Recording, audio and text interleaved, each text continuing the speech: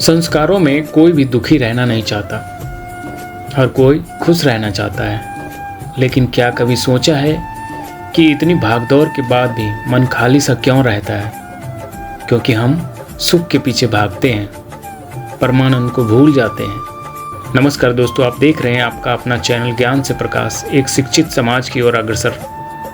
आज बात करेंगे उस आनंद की जो नौकरी, धन, रिश्तों या परिस्थितियों पर नहीं, हमारी आत्मा पर आधारित है, परमानंद।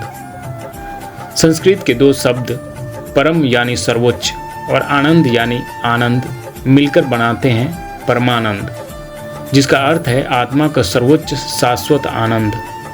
साधारण सुख किसी व्यक्ति, वस्तु या स्थिति से मिलता है और बदलते ही खत्म हो जाता है, लेकिन परमानंद किसी बाहरी चीज पर नहीं, हमारे भीतर की शुद्ध आत्मस्वरूप पर टिका होता है, इसलिए अस्थायी माना गया है।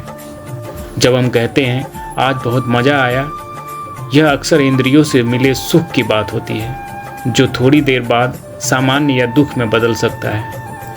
आध्यात्मिक परंपराओं में बताया गया है कि जो आनंद ध्यान, भक्ति, सत्संग और निर्विचार शांति में मिलता है, वो किसी उपलब्धि या असफलता से नहीं टूटता। यही परमानंद की झलक है। जीवन की दौड़ में थोड़ा ठहरना, रोज कुछ मिनट शांत बैठकर श्वास पर ध्यान देना और भीतर के साक्षी को महसूस करना, अपने कर्तव्यों को ईश्वर अर्पण का भाव देकर करना, ताकि काम तनाव नहीं साधना बन जाए। लोभ, क्रोध, ईर्ष्या जैसी वृत्तियों से धीरे धीरे विरक्ति विकसित करना, जो अंतर मन की शांति को नष्ट करती है।